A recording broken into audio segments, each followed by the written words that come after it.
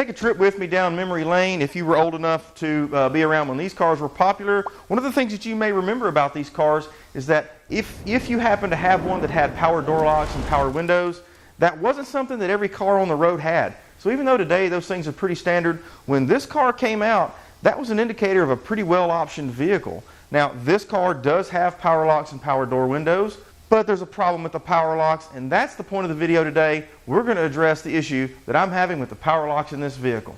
So jumping right into the repair, I'm Jason, and this is Saving Sally.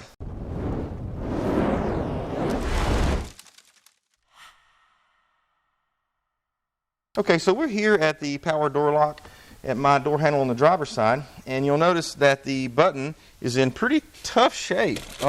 The left side of the button does nothing. There's no response there at all. The unlock side does work, and you can see what the button is supposed to look like, and there's a huge difference, obviously, between the old one and the new one. So this is one of those repairs that probably most any do-it-yourselfer can tackle. It's also very inexpensive, and if you are restoring one of these cars, it's one of the first things that I would recommend doing, especially if you don't have any experience. It'll kind of allow you to dip your toe into the water in working on a vehicle, and because it is so easy, success is almost guaranteed, and small victories add up. So the first thing we want to do, if you've never done any kind of work like this before, my recommendation to you is to disconnect the battery. I suppose I'm being a little bit of a rebel, so I'm not going to do that. I'm just going to be extra careful. There is a screw behind this plate here, as well as a screw behind, there's a cap cover back here that's hard to see at this camera angle, but they'll both pop off with a small screwdriver. Just be careful when you do that this thing doesn't flick across the room somewhere and get lost. So my recommendation is to hold your finger over it while you do it. And the same thing for this panel back here.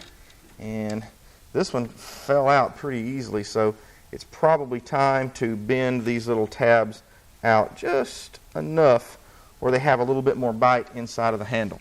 Now the next thing you'll notice is you're going to have two hex head screws that have to be removed. These hex head screws are going to need a 7mm socket. So you could do this with a screwdriver, but I have a ratchet with extension, so I'll just pull them off with what I have here.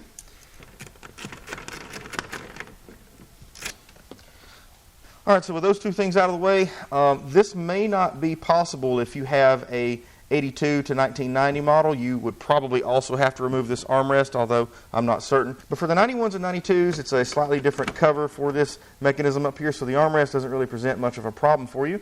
So we should be able to do this by leaving it in. So even though it feels pretty loose, you are going to need to slide it back because there is a catch back here that grabs into the metal door panel. And with that out of the way, you could probably monkey with trying to get this out, but it honestly isn't necessary. You can go in from the top and do everything you got to do. This should be simple enough. It's kind of hard to see here, but on the side here, there is a tiny little locking mechanism that holds this button in place. And you can take your tiny little screwdriver here, and you will go in and just barely reach in and grab that locking tab. Apply a little bit of pressure to the front of the lock button, the side that's closest to the front of the car, and give this little latch mechanism the slightest lift, and the whole assembly comes out. Now looking at this one, it's in pretty tough shape. Looks like maybe it's some of the hold down clasps have maybe warped with time and heat, I don't know. So in this case, it looks like the only one I'm going to have to worry about is back here. I'm not worried about damaging this, so I'm just going to push it back and pry with your screwdriver until this piece comes loose. Be careful not to make contact with the copper pins in the back. There was potential for you to possibly blow a fuse if you did that. So the other thing to be mindful of is notice that there is a driver and a passenger side. So you don't want to put this switch on backwards. So basically make sure that you match up the one you're replacing to the new one that you're going to put in its place. And the unlock position should go toward the front of the car. The lock position should go toward the rear of the car. I doubt it, but yours may be different. Just pay attention to that. And it literally just plugs in place. And so now we have us a new button, and we're ready to reassemble. It goes in just the opposite that it came out. Just put it in, give it a push, and it should lock into place. And it did. And so now it's as simple as reassembling and doing the same thing on the other side. So when you're placing this back on, be mindful of this little clip, that it has to go behind the door panel, again with the 7mm. Don't go too tight with these. You are basically screwing through sheet metal, and it is possible to over tighten and strip the hole, or even crack the plastic. So now with that done, I'm just going to place the cover back in place with both pieces. And like I said earlier, in my case, I had to bend a couple of these tabs back out to provide a little bit more grabbing power. And this one's beginning to show its age. So later on, when I do some work inside the door, I'll probably go ahead and paint these at that time. But for the purpose of this video, I don't think that's necessary.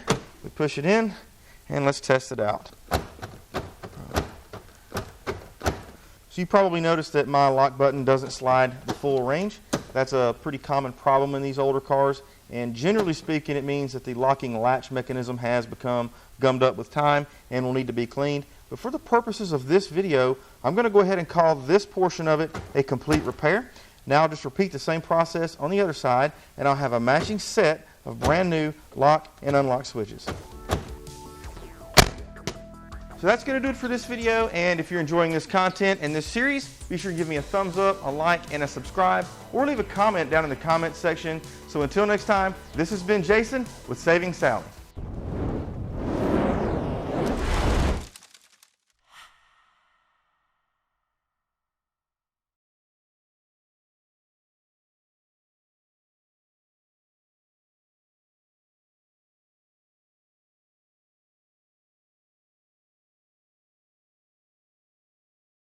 And so now it's a simple, well, there went my light.